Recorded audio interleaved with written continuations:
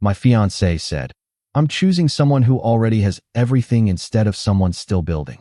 I calmly walked away that night. Months later, she learned the man she chose had lost everything while my career had reached new heights. I'm choosing someone who already has someone instead of someone still building. The words landed in the quiet of our kitchen like a glass dropped on tile. Courtney didn't raise her voice. She didn't cry. She just said it, calm and final, like she'd been rehearsing it for weeks. I didn't realize it then, but that sentence would destroy one future and accidentally create another. What she didn't know was that Dalton's perfect life wasn't nearly as stable as it looked. We met 3 years earlier at a mutual friend's rooftop birthday party in Williamsburg. I was 29, working long hours as a financial analyst, still living in a one-bedroom in Bushwick that I shared with a roommate to save money. Courtney was 27, working in marketing for a beauty brand, sharp and funny and full of opinions about everything from wine to architecture. We talked for 2 hours that night about nothing important. By the end of it, I had her number and a feeling I hadn't had in a long time, that maybe I'd met someone who actually saw me. Our early relationship was built on small things. Sunday morning runs along the East River. Cheap Thai food from the place on Bedford Avenue that we ordered so often the owner started remembering our names. We had inside jokes about her terrible parallel parking and my inability to make a decision in under 10 minutes at any restaurant. I told her early on about my plan. I wanted to leave my analyst job eventually and start my own consulting firm. It would take years. It would mean sacrifice, fewer vacations, an older car, a smaller apartment than some of our friends had. She told me she admired that. She said most people her age just wanted things handed to them, and that she liked that I was building something real, even if it took time. We talked about the future a lot, where we'd live eventually, how many kids we wanted, 2, maybe 3. She used to draw little floor plans on napkins of the apartment we'd get once I made partner-level income.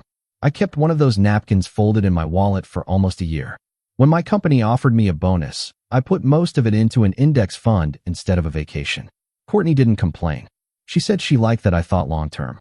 When her friends went to Tulum for a girls' trip, she stayed back because money was tight that month, and she didn't make me feel guilty about it. For 2 years, it felt like we were a team, like 2 people quietly stacking bricks on the same foundation, even when nobody else could see what we were building yet.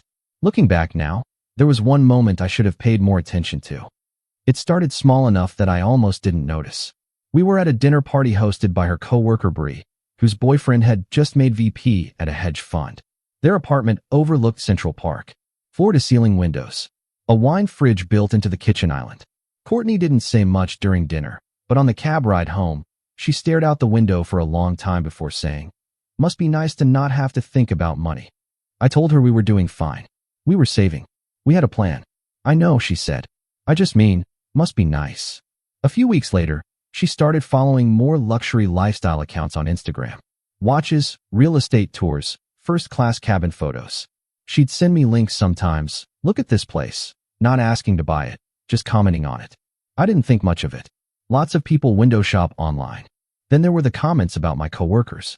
One of the guys at my firm, Patrick, came from money. His family owned a chain of dealerships upstate. Courtney started bringing him up in conversation more. Patrick's girlfriend just got a Cartier bracelet for her birthday. Patrick and his girlfriend are going to Aspen for New Year's. I'd nod along, not realizing these comments were data points she was quietly collecting. I mentioned it to Wyatt one night over beers. Wyatt had been my best friend since college, the kind of guy who didn't say much until he had something worth saying. "She's been talking about money a lot lately," I told him. "Like, other people's money."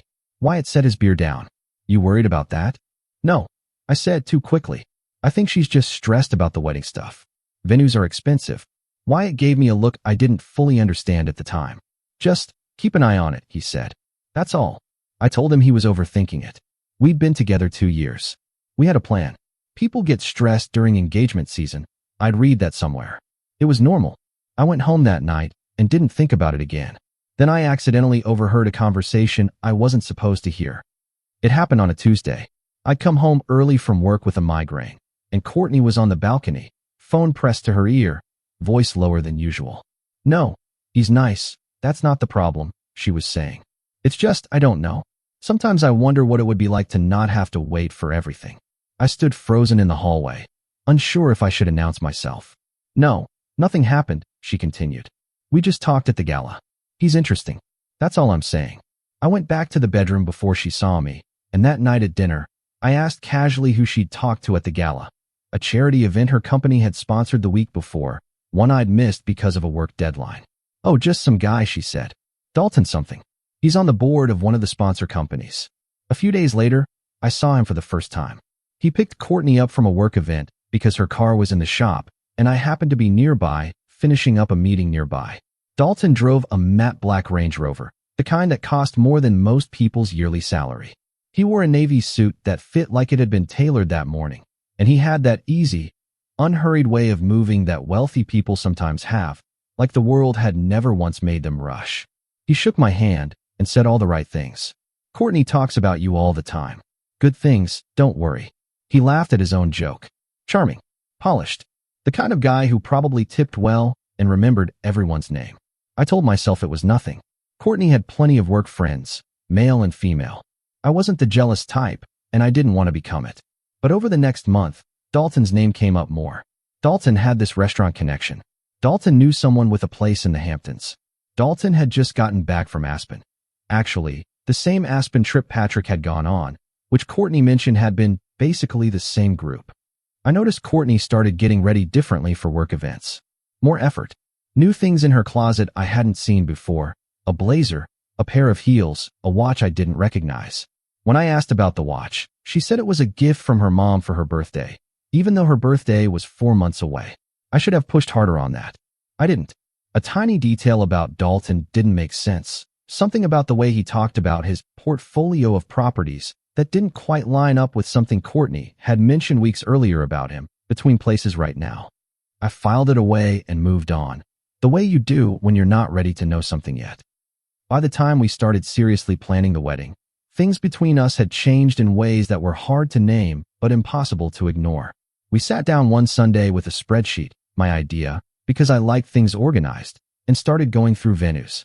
I'd found a place in Brooklyn, a converted warehouse with exposed brick and string lights, run by a small family-owned event company. It was beautiful, affordable, and exactly the kind of place we used to talk about when we dreamed about our wedding on napkins. Courtney looked at the photos for maybe 10 seconds before sliding her laptop toward me. What about this one instead?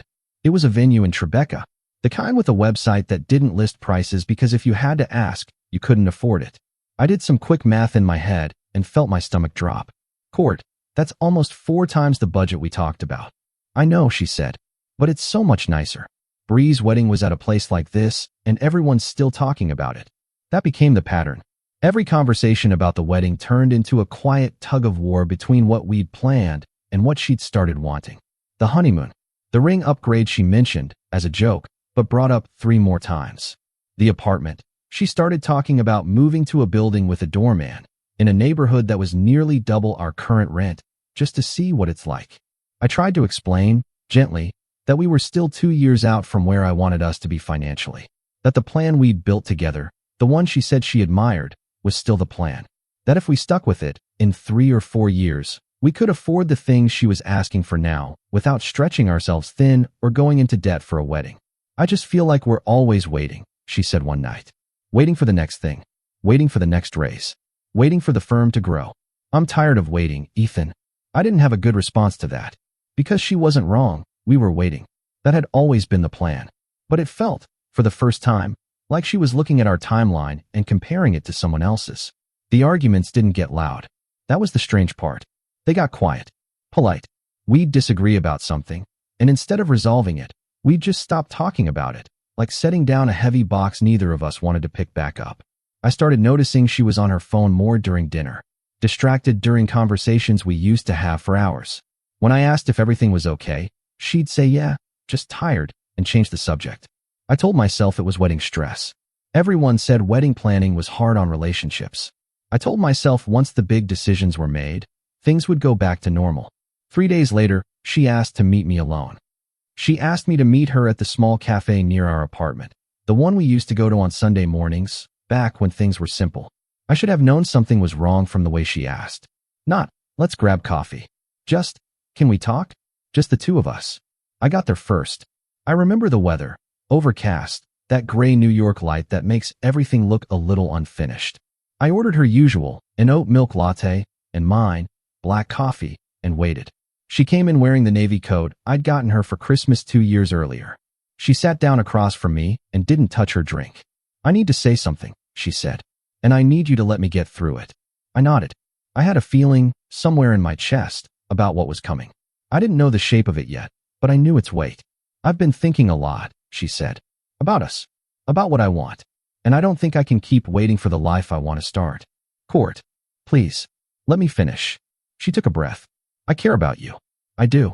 But I think I've known for a while that I want something different than what we've been building. Something that's already here. Already real." I asked her, as calmly as I could manage, what she meant. She looked down at the table for a long moment before she answered. "I'm choosing someone who already has everything instead of someone still building." The cafe went quiet around me. Not literally, but in the way a room can feel silent even with noise in it. I heard the words land, and I felt something in my chest settle, like a door closing somewhere far away. I didn't yell.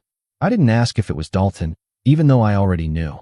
I didn't bring up the napkin floor plans, or the 3 years, or the spreadsheet, or any of it. There didn't seem to be a point. "Okay," I said. She looked up, surprised, like she'd been expecting more. An argument, tears, something to push against. Okay, I repeated. I stood up, put on my coat, and left a 20 on the table for the coffees. I didn't say goodbye. I didn't say anything cruel. I just walked out into the gray afternoon and kept walking for a long time, until my legs were tired and my coffee had gone cold in my hand. If you enjoy real stories like this, subscribe, because what happened next changed everything for me. What happened next surprised even me. The weeks after the breakup were strange. I moved into a studio apartment in Brooklyn, smaller than what Courtney and I had shared, but mine, completely mine, in a way nothing had felt in a long time. I threw myself into work, partly because I needed the distraction and partly because, for the first time in years, I didn't have anyone asking me to slow down or spend differently. 6 months later, the firm I'd been quietly building a reputation at offered me a position leading a new advisory division. It was the kind of opportunity I'd been working toward for years, the thing the spreadsheet had always been pointing to. I said yes without hesitation. I started running again, properly this time, training for a half marathon I ended up finishing in April. I slept better. I ate better. Somewhere in those months, without really trying, I started feeling like myself again. A version of myself I hadn't seen in a while, one that wasn't constantly managing someone else's disappointment. Wyatt and I started doing a standing Thursday dinner. One night, he brought a co-worker of his along, Marissa, who worked in operations at his company. She was easy to talk to, sharp, funny in a dry way that caught me off guard. We didn't exchange numbers that night, but over the following months, she became part of our regular group. Just a friend. Someone who asked good questions and remembered the answers. Meanwhile, I heard things about Dalton in pieces, the way you do when you still share a social circle with an ex. Someone mentioned he'd sold the Range Rover. Someone else said the apartment Courtney had moved into with him wasn't actually his. It belonged to an investor he was renting from, month to month. Small things. Cracks in a surface that had looked so smooth from a distance. I didn't think much about it. I had my own life now, and for the first time, it felt like enough. Then I received a message from someone I hadn't heard from in months. The message was from Bree, Courtney's old coworker, the one whose wedding had started this whole comparison spiral in the first place. We weren't close, but we'd stayed loosely connected. "Hey," she wrote. "Not sure if you've heard, but things have gotten really bad for Courtney. I figured you'd want to know, mostly because people keep asking me about you, and I didn't know what to say." I called her, more out of curiosity than concern. What she told me took the rest of the picture and turned it inside out. Dalton's portfolio of properties had mostly been leveraged investments, properties bought with debt against other properties, a structure that worked fine as long as the market kept climbing and his business kept generating cash. When one of his ventures collapsed the previous year, it had triggered a chain reaction. He'd lost the Tribeca apartment. The Hamptons house had never actually been his. It belonged to a business partner who'd cut ties. The Range Rover had been repossessed, not sold. Courtney, Bree said, had moved with him into a rental in Jersey City, far smaller than anything she'd had with me. The wedding she and Dalton had been planning, a lavish thing, apparently, even bigger than the Tribeca venue she'd once shown me, had been quietly called off months ago when the deposits couldn't be covered. "She's been weird about it," Bree said. "Doesn't really talk about it. But yeah, It's been rough for her. I felt something when I heard it. Not satisfaction, exactly. More like the strange stillness you feel when a puzzle piece you didn't know was missing finally clicks into place. Around the same time, my own life had taken a sharp upward turn. The advisory division I was leading landed a major client. One of those names that gets your firm written about in industry newsletters. I was asked to speak on a panel at an industry conference in Midtown, a fairly high-profile event with people from firms much larger than mine. The night of the event, I wore a suit I'd bought for myself with money I'd earned the slow way, the way Courtney once said she admired, before she didn't anymore. I gave my portion of the panel, answered a few questions, and afterward found myself talking with people who, a few years earlier, I would have only read about. Across the room, near the entrance, I saw Courtney. She was there with Bree, who'd apparently invited her along, not realizing, or maybe realizing, that I'd be there too. Courtney was dressed plainly, hair pulled back, looking smaller somehow than I remembered. She saw me. I saw her see me. For a moment, neither of us moved. I didn't go over. I didn't need to make a point. I just turned back to the conversation I was having and let the moment pass. Then she asked to talk. She messaged me 2 days later. Just a few lines. I saw you at the event. You look good. Is there any chance we could talk sometime? No pressure. I thought about it for a day before responding. In the end, I agreed. Not because I needed closure, but because I realized I didn't need to avoid it either. Whatever this conversation was going to be, I could sit through it without it costing me anything. We met at a different cafe this time. Somewhere neutral, somewhere that didn't carry old memories. She looked tired in a way that makeup couldn't quite cover. She thanked me for coming, and there was a long pause before she spoke again. I owe you an apology, she said, for how I handled things. For what I said that day. I nodded, but didn't say anything, giving her room to continue. Things didn't go the way I thought they would, she said, choosing her words carefully. With Dalton, it's been a lot, and I've had a lot of time to think about what I gave up, what I had, with you, that I didn't appreciate until it was gone. I listened. I didn't interrupt. There was a version of this moment I might have wanted once. A version where I got to say something sharp, something that landed the way her words had landed in that first cafe. But sitting there, I realized I didn't feel the pull toward it at all. I'm not asking for anything, she said finally. I just wanted you to know that I see it now. What I had, what I threw away. I thought about how to respond honestly, without cruelty. I appreciate you saying that, I told her. And I'm sorry things have been hard. I mean that. She waited, like she expected more. Maybe an opening, maybe a door left slightly ajar. But I want to be honest with you too, I continued. I think I stopped loving you a while before that day in the cafe. Maybe months before. I just didn't want to admit it yet. So when you said what you said, it hurt, but it also kind of made sense. It gave us both permission to stop pretending. She didn't say anything for a moment. Something in her expression shifted, not anger, just a quiet kind of understanding. I'm glad you're doing well, she said eventually. I mean that too. I know, I said.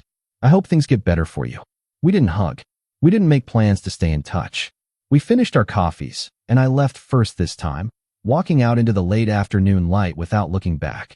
Not because I was trying to make a statement, but because there was simply nothing left to look back at. A year later, my division had grown into its own small firm.